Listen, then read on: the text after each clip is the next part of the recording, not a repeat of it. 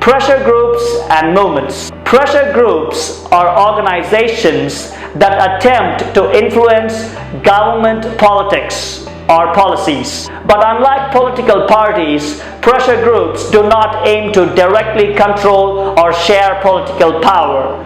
These organizations are formed when people with common occupation, interest, aspirations, or opinions come together in order to achieve a common objective. Similarly, a movement also attempts to influence politics rather than directly taking part in elections. But unlike the interest groups, movements have a loose organization. Their decision making is more informal and flexible. They depend much more on spontaneous mass participation than an interest group. For example, Narmada Bachao Andolan, Movement for Right to Information, Anti-Liquor Movement, Women's Movement, Environmental Movement, etc. Sectional interest groups and public interest groups. Firstly, interest groups promote the interests of a particular section or group of society. Trade unions, business associations, and professional, for example, lawyers, doctors, teachers, etc. They are sectional because they represent a section of society. Workers, employees, business persons, industrialists, followers of a religion, caste group, etc. Their principal concern is the betterment and well-being of their members, not society in general. Secondly, there are other types of groups called promotional groups or public interest groups. They promote collective rather than selective good. They aim to help groups other than their own members. For example, a group fighting against bonded labor, BAMCEF, which stands for Backward and Minority Communities, Employees Federation, etc. Movement groups.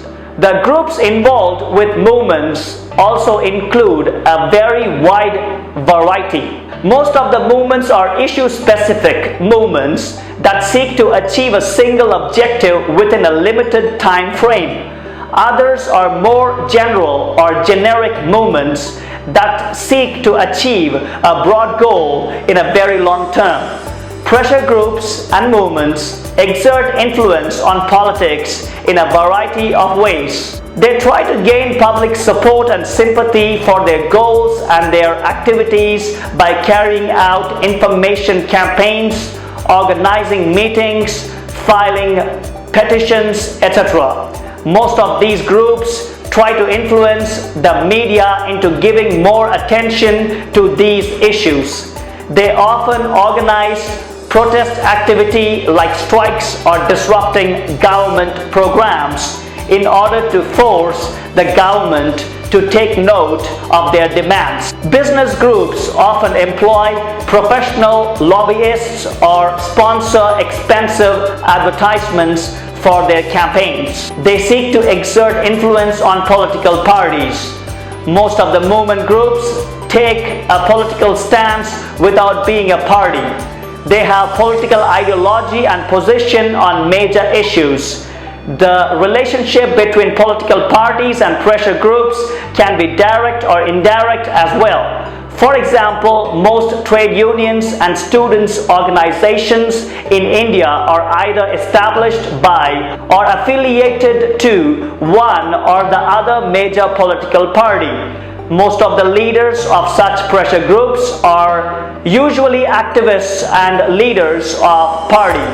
Sometimes political parties grow out of movements. For example, when the Asom movement led by students against the foreigners came to an end, it led to the formation of the Asom Gana Parishad. In most cases, the relationship between parties and interest or movement groups is not so direct. Most of the new leadership of political parties comes from interest or movement groups. Is their influence healthy? Sometimes yes, sometimes no. These pressure groups are not accountable to the people, unlike the political parties. Pressure groups and movements may not get their funds and support from the people. However, they have deepened democracy. Governments can often come under undue pressure from a small group of rich and powerful people.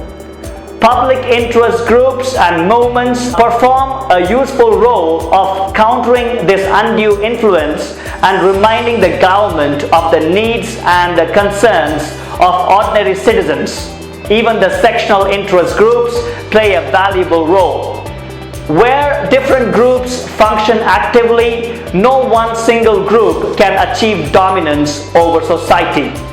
This leads to a rough balance of power and accommodation of conflicting interests. So, in this way, we studied this chapter. So please visit our website shankarji.com to download the notes and the important questions for this chapter.